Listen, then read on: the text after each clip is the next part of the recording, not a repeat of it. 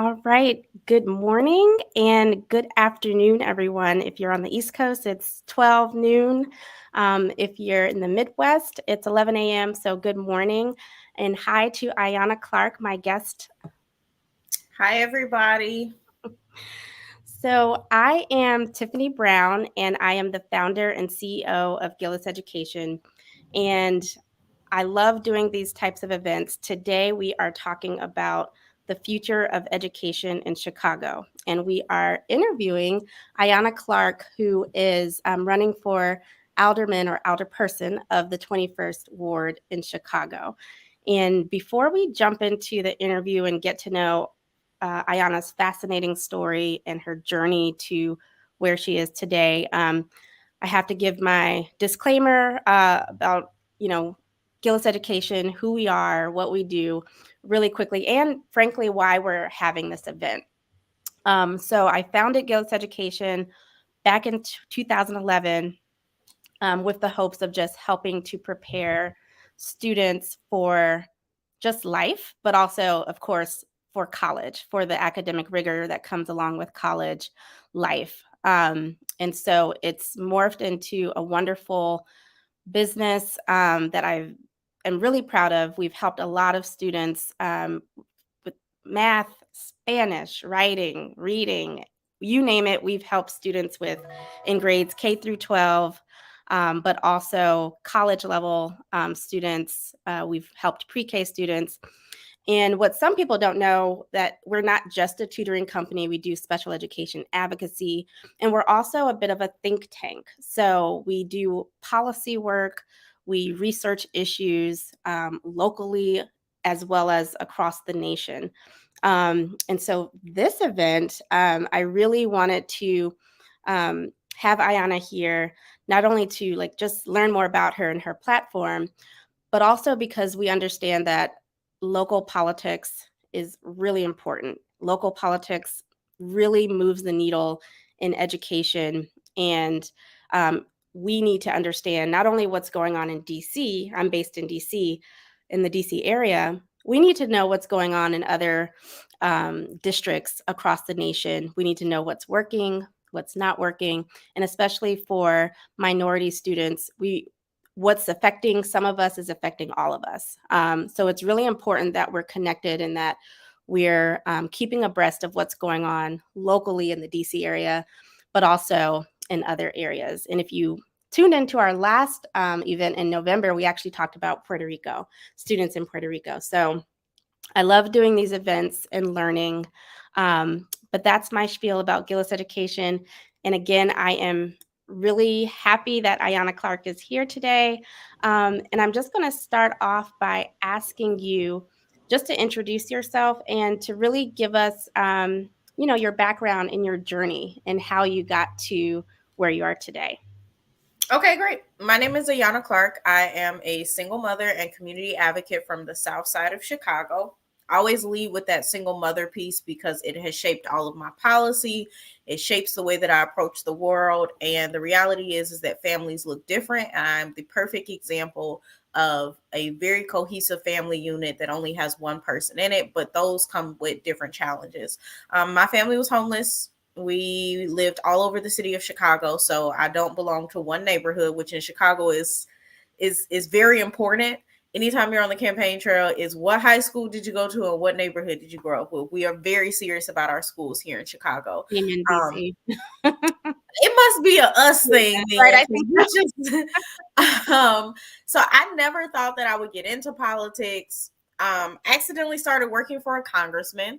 I was doing community work, and Congressman Rush saw the work that I was doing and asked me if I would come get paid for it. And of course, I jumped at the opportunity. So I have grown under him for the last 3 years, just learning a lot about the landscape.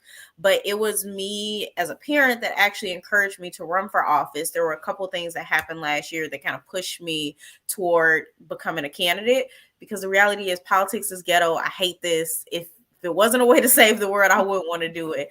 But my oldest son, he went to a private school here in the city of Chicago. And that private school was in the crosshairs of gunfire 3 times last year. So Wow. the first time there was a shooting at the gas station across the street as the kids were getting let out of school. The second time was the day after the Uvalde shooting, and we got an email saying, "Come pick up your kids." 4 classrooms had their windows shot out. And then the final time there was a shooting across the street from the school, a 3-year-old was actually grazed by a bullet. And that hit home for me because I am a mother to a 3-year-old little boy. The same 3-year-old little boy that picked up a shell casing off of my front yard and asked me what it was. Wow. And so dealing with that, it made me realize, one, that there's a direct link between education and gun violence, but two, our children are required to go to school, right? Legally, you have to send your children to school. If you don't, folks come after you. It's considered child neglect. And so my focus has shifted from how do we make this space that children are required to be at safe and effective? Because the reality is students spend most of their time at school. This is where 90% of their lifetime is going to be spent. When you think about it, students start going to school, some of us as young as 3. I didn't stop going to school until I was 27, 25. It was a long time ago. 27 to 25. And then there's still this lifelong continuing education that we have to do. So when we look at schools and their function, they really are the epicenter of creating who we become as humans. I also taught public speaking at a university. So I taught at Purdue Northwest. I was the only graduate student that was teaching upper level classes at the time. So I taught the freshman level public speaking course, but I also taught media criticism courses. And one of the things that I realized is that kids who come from neighborhoods like mine, because I'm from Inglewood, south side of Chicago, completely underfunded, terrible schools. Our kids are underprepared, not just for college, but for life. And it really is a reflection of where our priorities lie and the way that our communities have been targeted and neglected for way too many years. Right. Absolutely. And that's heart wrenching, like hearing, especially right after the Uvalde shooting, you have to get a message from the school saying, come pick up your kids. And I want to come back to this. I do want to ask you about, I know that you went to school in Indiana for a bit. Was that just high school? So I mentioned that my family was homeless. So we ended up finding housing in Indiana. So their Section 8 program looks a little bit different than ours. They have we have projects here, and Indiana has projects too, but they were kind of like nicer. But anyway, so I went to high school in Indiana. And then I went to college in Indiana. The thing about Indiana is when if you're low income and you go to college all 4 years there, go to high school all 4 years there, they will pay for you to go to college for free. Got it. So this is all students across the state of Indiana. As long as you reach the income guidelines, they will pay for you to go to school for 4 years. So Right. there's an opportunity there that me and my siblings had that we would not have had if we were in Chicago. Now, Right. I got there too late to be able to sign up for the program, but my siblings all went to college for free, and I got my master's degree for free. Nice. So it really changed the trajectory of where I was going in life. And that experience was completely different because when I got to Indiana, the things that we were learning in Indiana were light years ahead of what I learned in the Chicago public school system. And I went to a magnet school. So I went to a school that you had to test into. You had to have a certain level of scores. And I excelled at that school. And then when I came to Indiana, it was almost as if I had not learned anything. Right. I was going to ask you, like, was there a culture shock? Was there just like an academic shock? Well, and I know It that. was it was both. So I'm used to being the lightest person in the room, right? Clearly, the Lord did not bless me with a whole bunch of melanin. I spent 90% of the time trying to convince folk that I'm Black to begin with. But I shifted and I went to a school where now there were maybe 5 or 6 of us in a classroom. Right. So much so that my senior year of high school, there was a white football player that put on a dashiki and a wig, because at the time I wore my hair natural, and pretended to be me in a school skit. And these are the things that were allowed to happen. So while the atmosphere of like collective people and racism was very much so rampant at the school that I attended, the academics were phenomenal.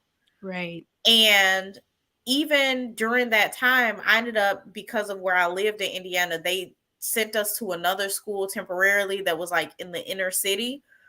When I got to that school, they were just now learning things, and this is my freshman year. They were just now learning things that I had already learned. Right.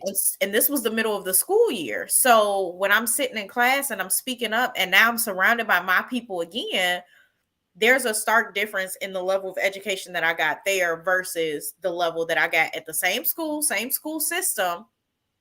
But because it was in a Black community, it was underfunded. And most of my classmates were reading at like a third grade level Right. as freshmen. So yes, there is a really huge difference. And I think that's what makes my journey unique, is I've been able to see some of the pitfalls of multiple school systems and the impact that it has on different students. Right. And so, fast forwarding to more recently, you mentioned the gun violence and just kids feeling safe going to school, parents feeling safe sending their kids to school. Where has the local government or the state government or the national government, wherever you want to take it, or whoever you want to pinpoint first, where have they failed, and what should we be thinking about? What should we do about it? And maybe even you may have thoughts on this based on your experience, working for Congressman Rush. What needs to be done to make sure that kids feel safe in school, and that they can just learn, right? They go to school to learn, that you like you said, they have to be there for hours every day.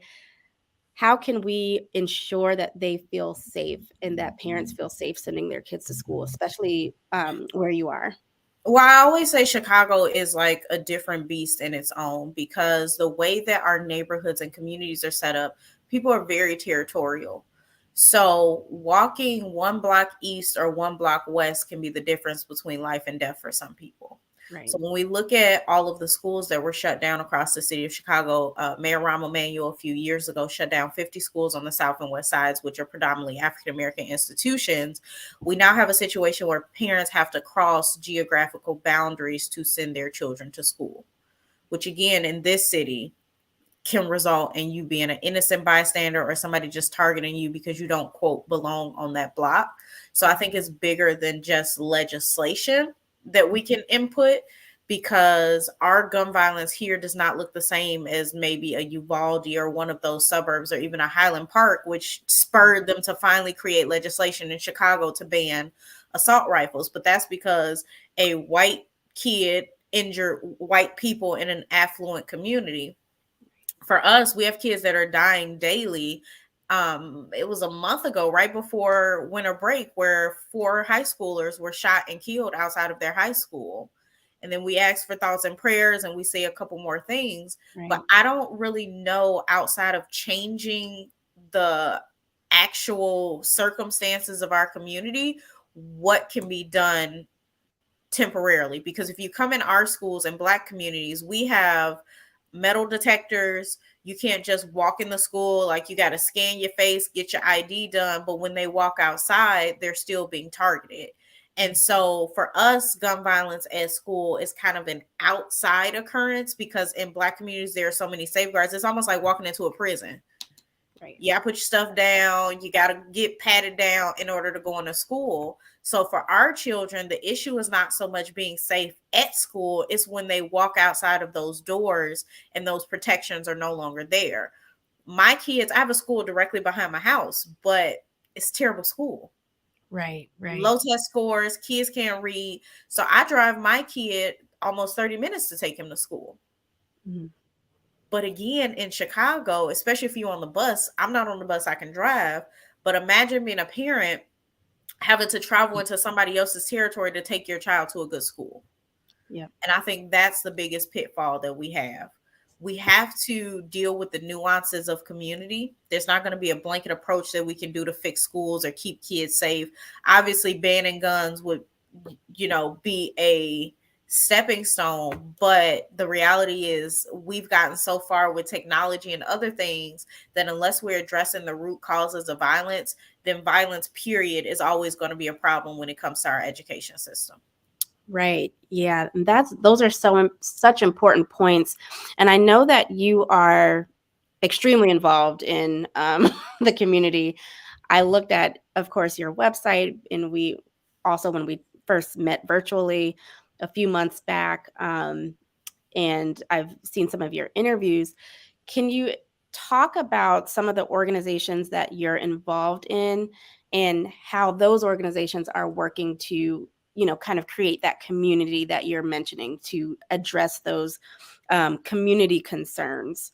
So one of the things I always say is I consider myself to be a serial volunteer, right? When I was growing up, there were so many organizations that filled in the gap for me that now that I'm an adult, I want to return the favor. So I sit on the board of two different organizations. One is Hustle Mommies, where we work with mom entrepreneurs who have been affected by gun violence to build and sustain their businesses. Mhm. Originally, that was not the goal of that organization, but as we started working, what we found is most of us in Chicago have been affected by gun violence and trauma. So if you're going to do work in Chicago, you have to do things through a trauma informed lens.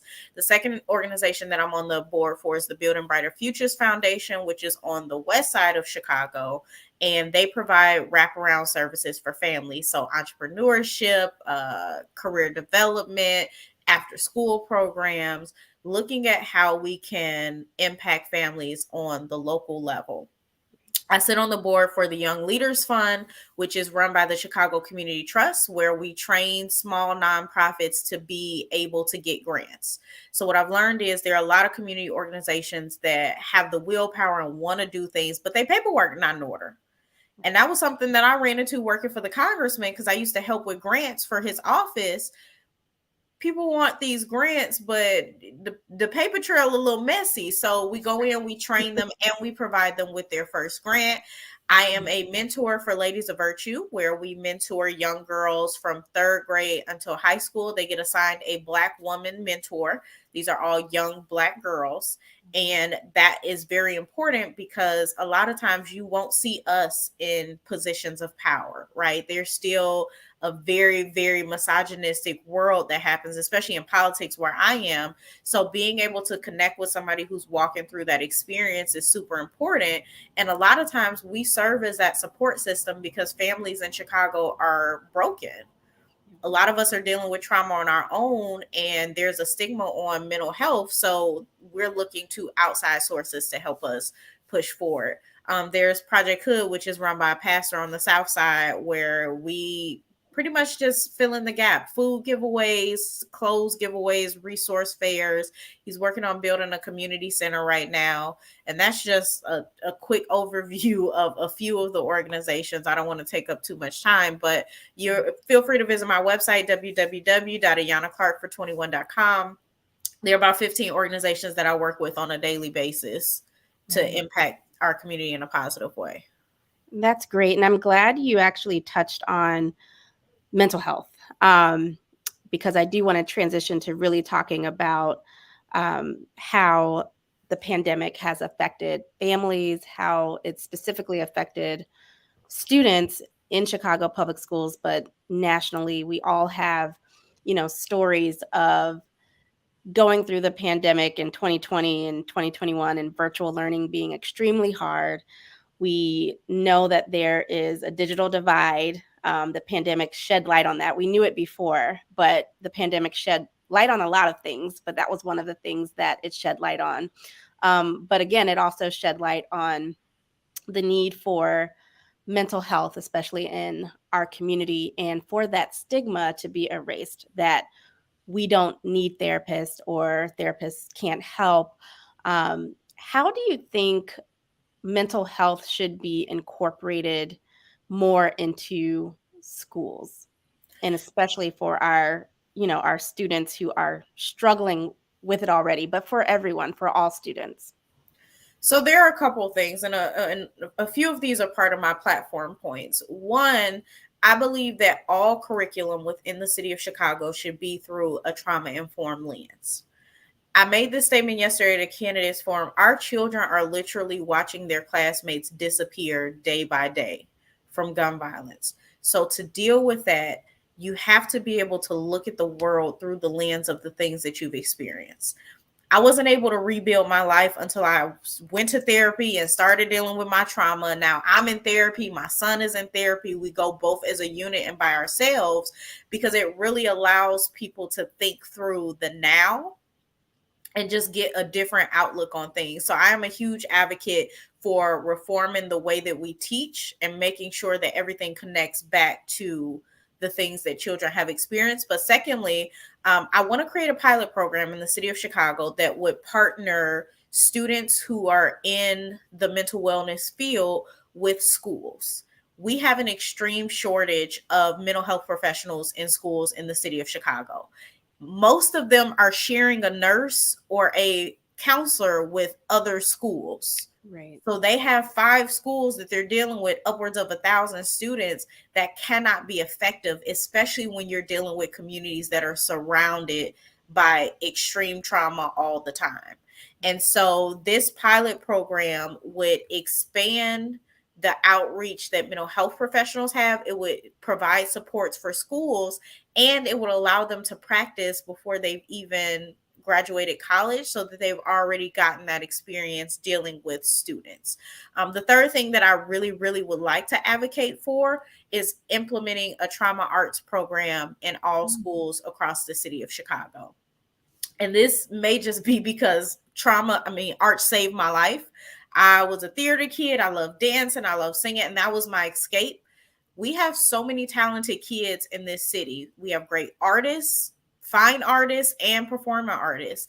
And I think when we implement that in schools, not only does it provide kids a creative outlet, but you can learn a lot of things with kids through play.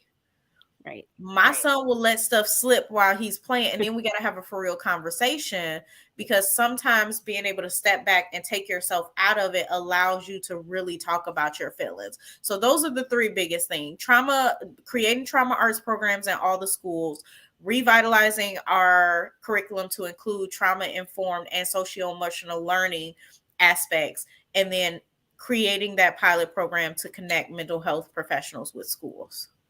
Yeah, that all sounds amazing, especially the way that we teach, right? The way that we teach, making those connections to real life.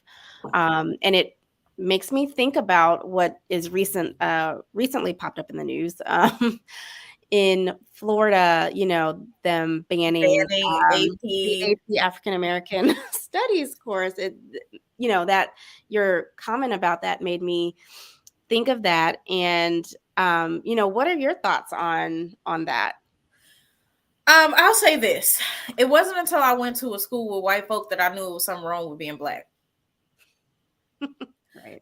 And I'm being serious. We heard about the civil rights movement and but it wasn't until I was immersed in another culture that I realized that folk really don't mess with us. Yeah. And honestly, that was my journey to being obsessed with our history. Now, all I do is read books about what happened, and because a lot of it influenced what is happening today. I think the issue is that especially in the South, there are a lot of people who still feel as if the civil rights movement should not have been successful. And the thing about Black folk is we have a lot of political power. We don't know it. We have a lot of political power. Black women are the most educated group of women across the country. And Malcolm X said it best: there's nothing more dangerous than an educated Black person. And so I think when you strip people away from their history and don't allow them to know really the lineage that they come from, then it creates an atmosphere that you can continue to keep them oppressed. Absolutely. Because the reality is it's a school course. Right. And it was a pilot program, if I'm not mistaken. This is the first time that it would have been offered, and they were choosing. But again, this is why being involved in the political process is so important, because when we don't participate, there are people that are determining our lives for us.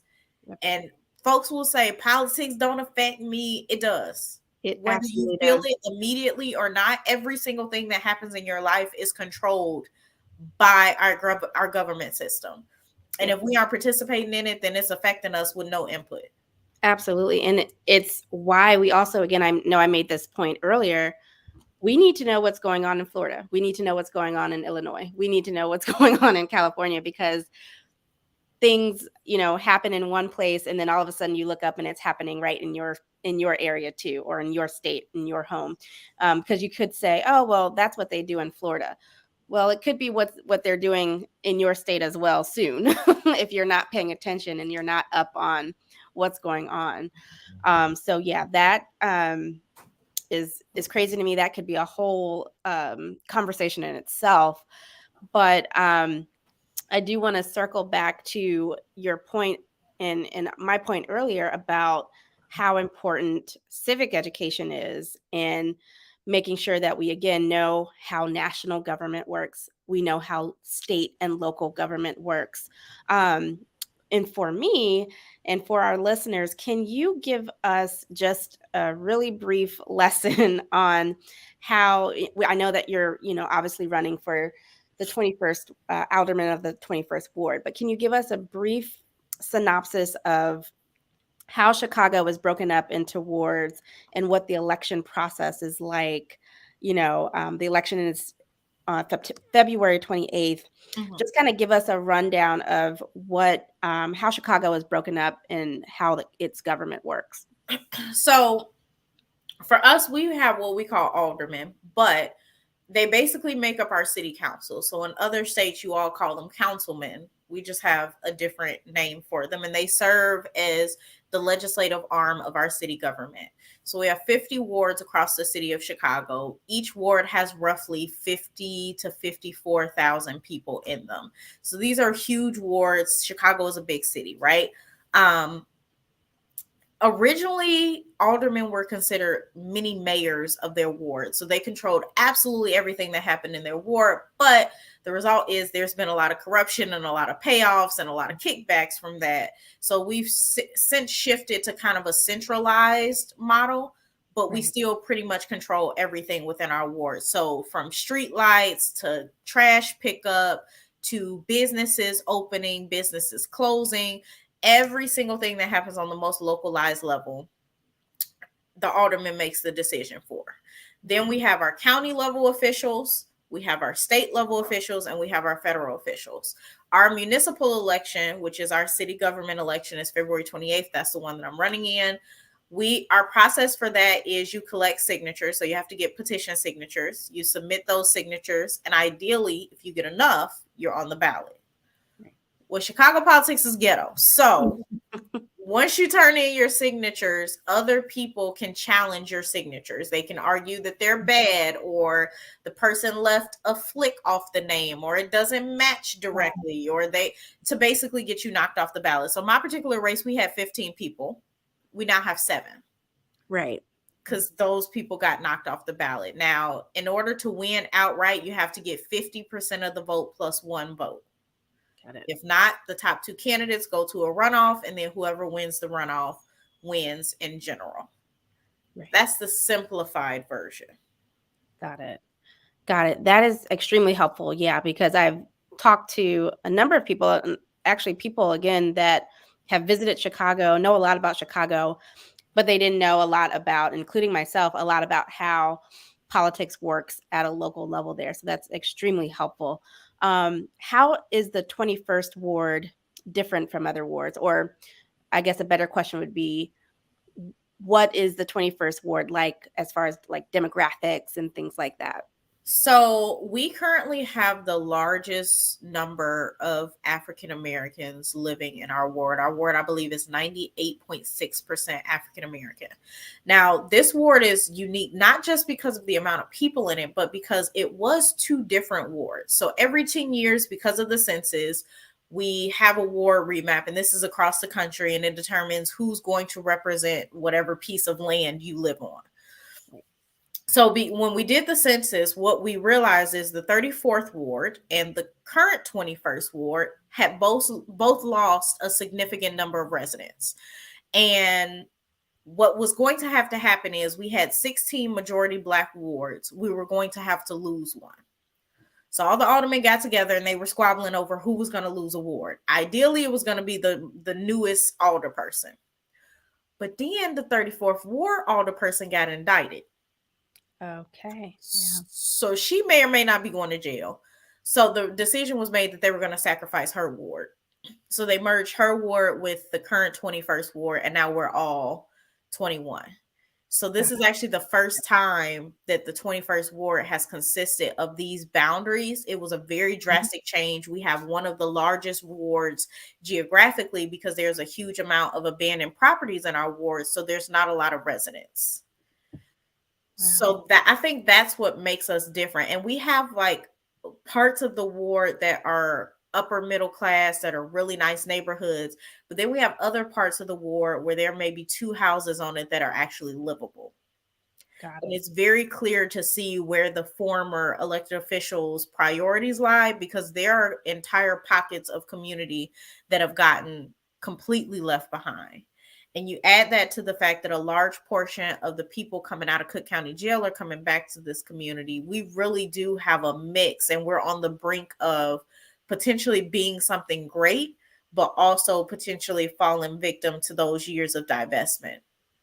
Right. Now, in addition, they just approved the Red Line expansion because this is the far south side of Chicago, and we don't really have transportation. We don't have a train at all. And the buses that we have are not regular, or they're far and few between. So we are in a ward that really has the potential to do a lot under the right leadership. Got it. Yeah, that is that's surprising to me, but also not surprising. And I'm wondering how those transportation issues, again, like we're always thinking of things from an education lens, how does that affect students and families and just day-to-day living? If you're lacking transportation to get to school or to work or other places, how is that then impacting education? So I'll say this: not only is the school system in Chicago a choice-based school system, so basically, parents put your kids. Oh, somebody's ringing my doorbell. Parents put their kids' names in a hat, basically, and they'll determine if they can go to a good school or not. Right. Right. A lot of those schools are not in our community. We don't have a lot of restaurants in our community that are not fast food. We don't have grocery stores. So residents who live here are cut off without public transportation, because there's a large portion of us that don't even have vehicles. My 30-minute drive to take my son to school is automatically going to take at least an hour if we're on public transportation. And so when you look at folks who have multiple children, who go to multiple schools, who maybe work downtown because there's not a huge concentration of middle-class jobs here. When you're looking at all of that, it really does exacerbate poverty. And it's one of the reasons why our children are having difficulty learning. They're having difficulty adjusting to life because they're getting up hours earlier than their classmates to try to make it to where they need to be because we don't have access to transportation. Right. Yeah, that is it's something that, I've talked about and that we talk about here, like internally. I talk about it with my colleagues about the intersectionality of all of these different things. You have transportation is impacting education. You have healthcare or lack of access to healthcare that's going to affect education. You have environmental justice issues that are going to impact, education. So the things that we are tackling are very much interconnected. And so a lot of times, when I'm reading through candidates' profiles and things, I am looking to see how are they connecting the dots. And it looks like, your profile, your website, your platform is very much taking into account all of these different issues and how they're connected. I will pause for a moment and ask a question that we got in the chat. So going back to, we talked about mental health services. We have a question that asks, what mental health resources are currently available to Chicago public school students? And are there any salient examples of resource disparities for mental health across the district? Sure. So I mentioned earlier that a lot of schools actually share a counselor. So when something happens, they'll bring in outside counselors. And by something happening, I mean a kid gets shot and killed. They'll bring in outside counselors temporarily, but majority of the students share one counselor. Now, when it comes to outside mental health resources, there were, I believe, 15, it may be a little bit more, but all of the mental health clinics on the south and west side were shut down. Our current mayor promised that she will reopen them, but she has not. So, perfect example, my son waited, he was on the wait list for I think 8 months before he was able to get in to see his current therapist. And so when you're looking at communities like this that have a high concentration of people, there is a large disparity because counselors can only see so many people in a day. Right. And then you have the organizations that are controlling health resources across the city of Chicago are not valuing Black communities. You have Howard Brown Health, who just laid off a large portion of their workers that did work in Black communities in retaliation for them trying to unionize. And so we already have a shortage of healthcare facilities. They're underfunded, they have longer wait times, they are not well resourced at all. And they're especially not resourced to deal with the level of trauma that we have here in the city. And so, sorry, because I was about to cough.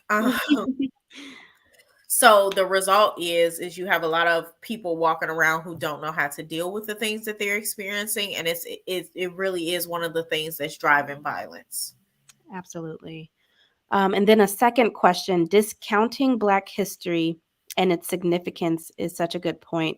Oh, I guess this is a comment. Discounting Black history and its significance is such a good point to make in connection to Black students' mental health. Absolutely. Yeah.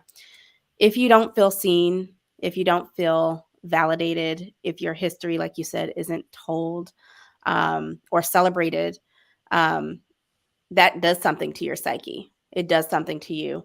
Um, and, even just my experience going to, being from Prince George's County, Maryland, uh, mostly Black county, and then going to Duke University, where sometimes I was the only Black person sitting in a class. Um, you felt it. You felt it, and you couldn't put your finger on it, especially like being a 17 or 18-year-old. Sometimes you couldn't put your finger on, why do I not feel like I belong here, right? Or why do I not feel like people are listening to me? Or if I say something, people look at me sideways, or if somebody else, of a different race says the exact same thing that I say, the teacher might say, "Oh, good answer," or "Good," it's just like, but I just said that. Did I say it a different way? No, I said it, and it said it just like her, and she got the praise, or said it just like him, and he got the praise. So there's something to being validated, being seen, having your history told, and being able to like take pride in that. And the microaggressions that happen, um, they do not help. They serve to, diminish our students' sense of self. And it's a big thing. And we throw around the terms diversity, equity, and inclusion all the time. It's a buzz term, right? It's really after, of course, the murder of George Floyd, and I do want to get to that in your experience with the shooting of Laquan. But I feel like the DE&I space is, sometimes kind of like for show. It is. Yeah. So there's a lot of great people doing a lot of good diversity, equity, and inclusion work, and I don't want to discount that. But I feel like in other instances, it is just kind of a term sometimes that we throw around. We may throw in, a chief of equity, officer, or a D&I person in a school system or at a school, and there's not really much done. It's not really substantive work that's being done. It's just kind of doing it to check a box. And so when you think about equity and when you think about diversity and inclusion, and belonging, because that's a term that I really want to like tack on to these days, is belonging. What do you think should be done, and specifically in Chicago public schools? And even if you want to talk specifically about your ward, what do you think should be done when it comes to diversity, equity, and inclusion? So diversity isn't really an issue in my ward because it's all us. Right. So, however, when we look at the landscape of Chicago public schools in general, and just the difference in the experiences that students have across the city of Chicago, um, equity does not mean that people get left behind. And because we're shifting the way that things are done, it may look like that to people who are used to having everything. But equity for me means that every student has what they need to survive. And I always use this example of the Chicago Police Department, right? The calls that the Chicago police get in Ravenswood looks completely different than the calls they get in Englewood. Ravenswood is this affluent, rich community. The same thing has to be said about the schools. We can't fund all schools equally because students have different needs. And in order to meet those needs, it's going to take a different price tag. There are schools in my ward that are not ADA accessible. They don't have heating. They don't have cooling. They don't have athletic fields. And we're saying to students, you matter. But then we're looking around our school and it's clear that you don't. Right. Right. And especially in, sorry. Oh yeah, you're fine. Especially in low income communities, the experience that you get at school shapes who you become. Yep. Lord. Oh. Well, there are students who are not eating when they get home. Right. So if they're coming to school and they're not having quality meals, they can't learn. Right. There are students who live in very negative households. So if they're not being affirmed when they come to school, they won't fit in. Don't get anywhere. Right. Yeah. And while you're taking a sip of water, that brings me to, I love podcasts. And I can't even remember what podcast show it was, but it several months ago I listened to this podcast episode that talked about these New York City kids being brought to like an all white or mostly white affluent school, and it's supposed to be an exchange program where the white kids learn about the stories and lives of the Black kids and vice versa. What it really did was actually show the Black kids how inferior they were. And it showed them the disparity. And so a program that was supposed to be all about diversity and inclusion ended up actually making the children at the Black underfunded school self-conscious. It kind of destroyed their some of them, their fight for just like learning, their thirst for knowledge and learning, because they saw the affluent school and said, well, why are they getting all of this and we have to share books that are from 20 years ago. Right, the 70s, yeah. And why do they have laptops and computers and we have this, and how am I ever going to make it when I'm competing against that? And so again, it's not to say that every school should be funded in the same way, but like you said, everyone needs the tools to be able to access education. And right now that's not happening across many districts, but seemingly, especially in Chicago. And so it's a salient point, and it's something that, we definitely need to do more thinking about how schools are being funded, and what does equity really look like, and making sure that we're just not throwing the term around. Oh, I we don't have, I don't yeah, think people know what true equity looks like or what it is. I don't want to say looks like, because we have a lot of things that look like it's equitable and it's not. Right. And anytime I go up against anything, I always keep Maslow's hierarchy of needs in the back of my head. I don't know if you're familiar with them, right. Yep. but I use that to guide everything that I do, because it really is, it's true. So for those of you who don't know what Maslow's hierarchy of needs is, it's basically a list of 5 things, and the argument is that you have to take care of the bottom of the list before people can reach their higher selves. So the first thing is physiological needs. So in the setting of school, you want kids to go to school and achieve their higher selves. So in order to do that, it needs to be safe, it needs to be welcoming, it needs to be well funded. They need to have access to heating and cooling systems. It should not be 40 kids in a classroom. They have to have quality resources so that they're not outdated. The second one is belonging needs. And I think you talked about safety needs. Safety. Second is safety needs. So if I'm walking out of my classroom and I'm on the verge of getting shot, I'm not going to want to go to school. Right. Then you have belonging. So if I'm sitting in a classroom and none of my teachers look like me, what's my motivation to be successful? Because to me, the only version of success I see is in the music videos or on TV. And I got these teachers who do not look like me, don't come from where I come from, that you're now telling me I should try to be like.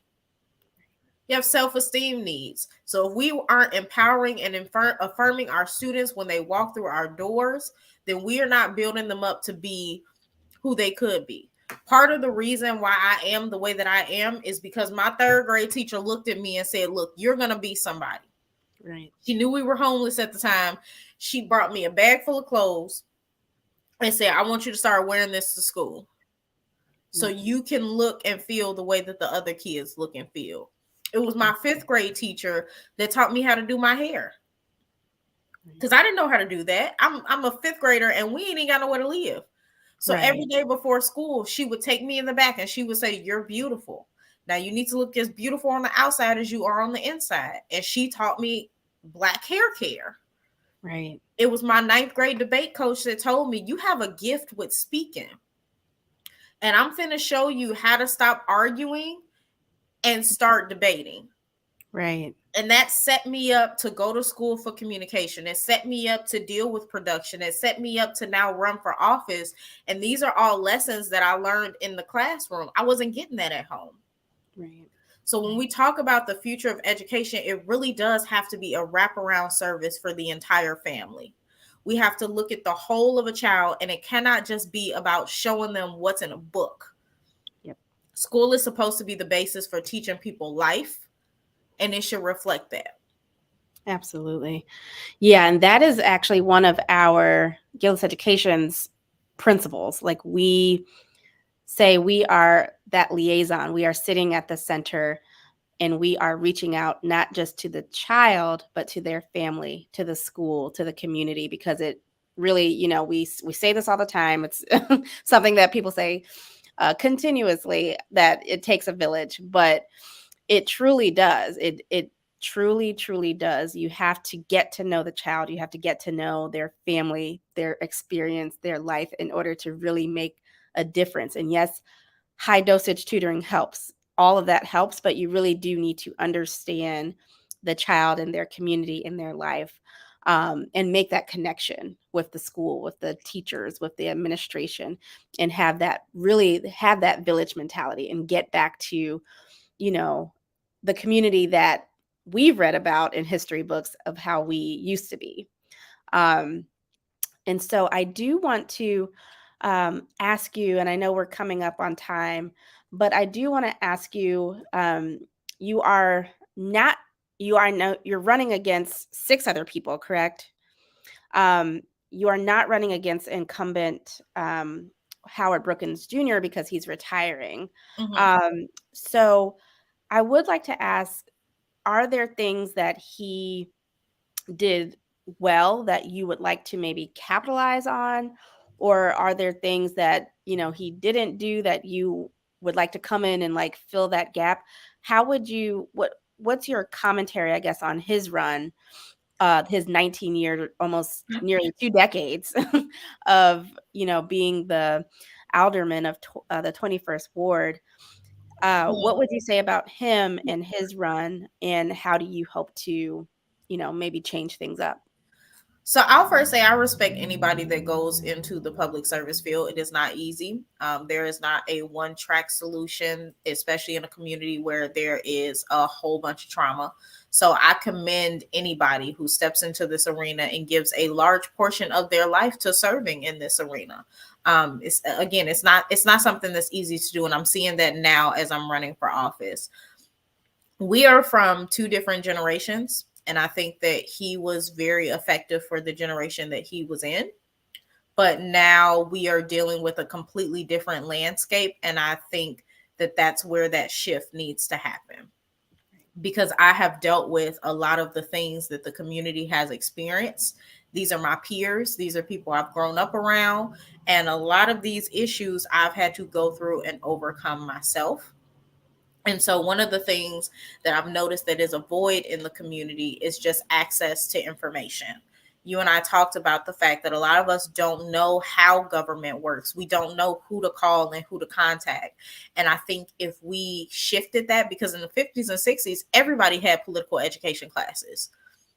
When the Black Panther Party was had the free breakfast program, they were feeding students and providing them classes. The NAACP, the Southern Christian Leadership Conference, all of them were teaching people how to navigate the political landscape. And somewhere along the line, we stopped bringing up the next generation, and everything I've learned, I've had to learn on my own. So I would say we differ not because we care about the community in any less.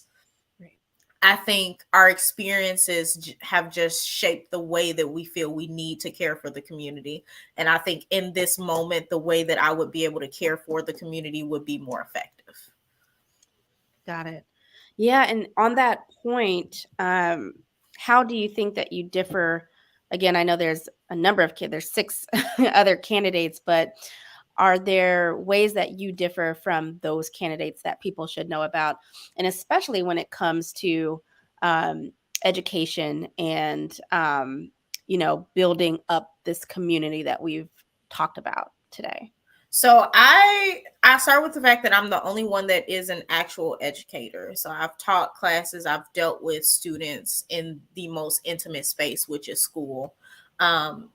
I've been pouring into the next generation since I was a kid. I coach cheerleading. I'm a mentor for young people. So this really is my life's work. And I'm a parent. So a lot of the things that I talk about that are affecting our education system now are things that I'm experiencing as a parent. And so it allows me to really see the community and help them navigate these same systems, because they're systems that I've had to navigate. I think that's one of the things that sets me apart from the other people running. They can talk about things that happen, but they can't talk about it in an informed way because they're not currently experiencing them, or they've never had to deal with not being seen, the red tape that exists around a lot of the education systems. And so when we're talking about impact, you have to fully understand, like I said, the nuances of community and the nuances of poverty in order to fix it. Right. Absolutely. So we have a few more questions from the chat. How can our elected officials be more like your 3rd grade teacher? Yeah, that was, and even your 5th grade teacher, the one that was helping you with your hair. And so, yeah, I'll start with that because there's a second question. But and this is my vision for my office. I gave the story of a former state representative. Her name was Monique Davis. Rep Davis, my grandmother was addicted to drugs. Not only did she help her get clean, but she hired her to teach computer classes to seniors in the community. And my experiences being in her office and seeing the impact that she had on our neighborhood shaped the way that I want to be as an elected official. I don't think we should keep expecting people to come to us as elected officials, right? We're supposed to be serving.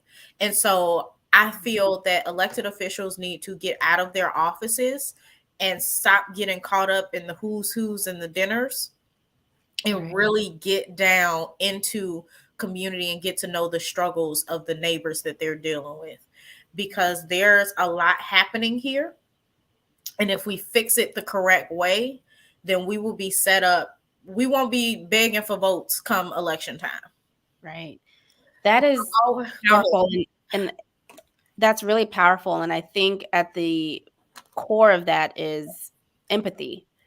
There is, sympathy and empathy, like understanding someone's plight, understanding their situation, and really saying, I can be the one to help you. I can be the one to get you up and dust you off and, get you on the right path. That is a powerful illustration of what elected officials, like you said, should be doing. They should be like out in the community, again, really knowing it. And what we're doing as tutors, educators, policymakers, lawmakers, we actually need to know the community at its heart, at its core. And that's a beautiful example of, someone who did that for your grandmother. Another question we have from the chat is, why are you the best equipped to serve the 21st Ward from a policy perspective?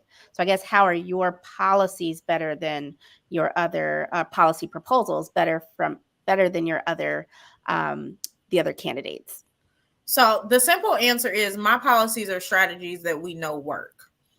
I keep saying over and over again, we will not solve the issue of poverty or violence by tackling one thing. You cannot talk about housing by itself. You cannot talk about mental health by itself. You can't talk about education, economic development. All of these things have to be connected in a way that impacts people positively. Right. And so when it comes to the policies that I've crafted these policies because I have had to work my way up from poverty. This is not something I pulled out the air. It's not something some overworked folks in a closed door room have come up with. These are the life experiences and what helped me become the person that I am today. And I keep saying about my story, it's not special. In fact, my story is very common. And that's what we have to realize. We know certain things work. I know versus my other opponents that when you start making a certain level of money, you're immediately cut off of food stamps.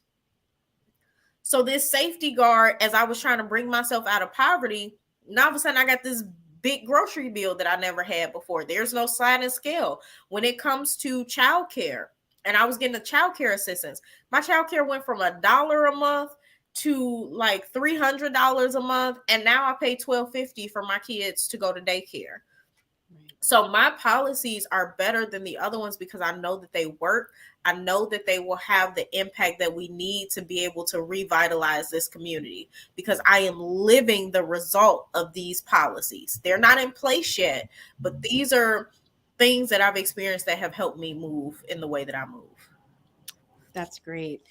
And then just a couple final questions. There was one person who submitted a question that related to the LGBTQI plus community, and she wanted to know, what are your policy proposals for that community, and how are you going to support them in the 21st Ward? So my biggest thing is not speaking on behalf of a community, but amplifying the voices of that community, right? I do not know what it is like to live life as a member of that community. So for me, the best thing that I can do to impact that community is to bring them to the table and allow them to guide the policy. Because again, the stuff that I've created in my policy points are because these are things that I've experienced, so I can speak about them in an educated way. I believe the 21st Ward should be a safe space for everybody. And I think that, quite frankly, we need to get out of people's bedrooms because it's none of our business. But because there is an issue, I do feel that we have the responsibility to uplift that community, to affirm that community, and make sure we are allowing people to show up as their authentic selves in everything that they do. Right. And then the second question that was sent in, reparations. And so I have lots of thoughts on reparations. Again, that could be a separate talk in itself. But when I even think about, education, higher education, school, access to colleges and universities for our students, people have thrown out that being a free free college being being an example of one reparation that could be given to descendants of American enslaved people. So what are your thoughts on reparations generally? What do you think about them? Should they be implemented, and should they be tied to education in some way? So, one, I am pro reparations. However, I think that reparations has to look a little bit different for us. So we always use other races, other experiences as the yardstick of when they received reparations. But what we're leaving out is the experiences that they had were contained within one time. Everything that we've experienced since the first Black person landed, or the first African rather, landed on the shores of what would then become America, everything has been created to systemically target and oppress descendants of slaves. And so for me, reparations has to, again, be all encompassing. We can't just throw a check at it. We can't just say, well, you can go to college for free. Okay, well, if we can go to college for free, that's fine. But we're still not being prepared for college in our elementary schools. So everything that we look at when it comes to reparations is going to, again, have to have that trauma-informed lens behind it. You can give me a check and say that I can go buy a house, but I'm still being discriminated against when it comes to mortgage payments. You can give me a college education for free, but when I go into the workforce, because I have to check African American, they still don't want to give me a job. And so for me, reparations, one, has to be community led. If you ain't went through it, you can't tell us how to fix it. And two, it has to be more than just give us this for free or give us a check. Systems are going to have to change, Right. or we're going to have the same problem all over again. I completely agree with that. And I agree with just like it needing to be a multifaceted approach, community led, multifaceted. You cannot just throw a check and say, okay, now we're good. Now we are, the original sin is forgiven. So absolutely. In our last minute or so, I just do want to give you the floor just to kind of close us out and give us final thoughts on, your campaign, on just education in Chicago and what the future of education may look like, or what it needs to look like from your perspective in Chicago. And just, again, any final thoughts? I will say this. Education is the background of everything we do. It was illegal and punishable by death for our ancestors to be able to read. And so we have a responsibility to them. And we have a responsibility to our children to hold our elected officials accountable when it comes to our education systems. But what that means is we have to take on the responsibility of really learning and paying attention to the things that are happening. Stop waiting on media to tell us when something is important, because the reality is they've been banning critical race theory, if that's what they want to call it, for forever, because we weren't allowed to learn about anybody outside of Martin Luther King and Rosa Parks when I was growing up. So we really have to take an active approach in changing our education system. We are way more powerful than we think we are, but because we are not participating, things are allowed to continue. There are some folk that need us to be broke poor, and all Black folk are not. Right. But we have a responsibility to those outside of our household to build them up as well. Of course, I'm running for office, but my bigger goal is to build up that coalition. Because it doesn't matter who sits in a seat if the community is doing what they're supposed to do to hold them accountable. Right. And I'll end there. Yeah, that is, and I know that's one of the things when we first met virtually that we talked about was accountability, right? It's part of the reason why Gillis Education has its think tank arm, why we do these events, why we're learning about the issues so that we can, hold elected officials and all of us accountable for doing the right thing, doing the things that we need to do in the community, doing the things that we need to do in our own homes to make sure that we're building up the next generation and making them productive citizens. So I want to thank you so much. This was a wonderful conversation. I am like super proud of you and all that you've accomplished, especially hearing your journey. And again, you said it's not uncommon. We hear your story, and like you said, you may think, oh, she's a special case. Nope.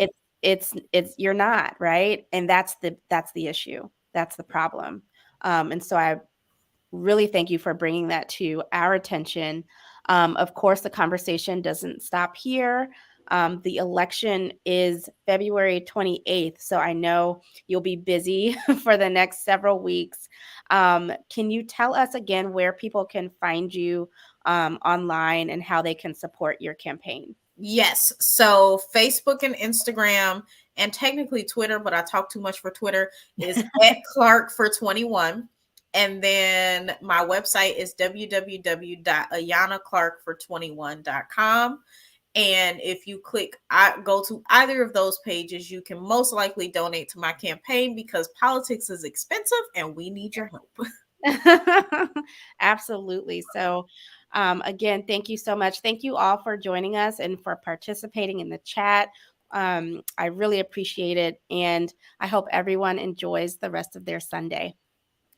Have Thanks, a great Ayana. one. Thank you.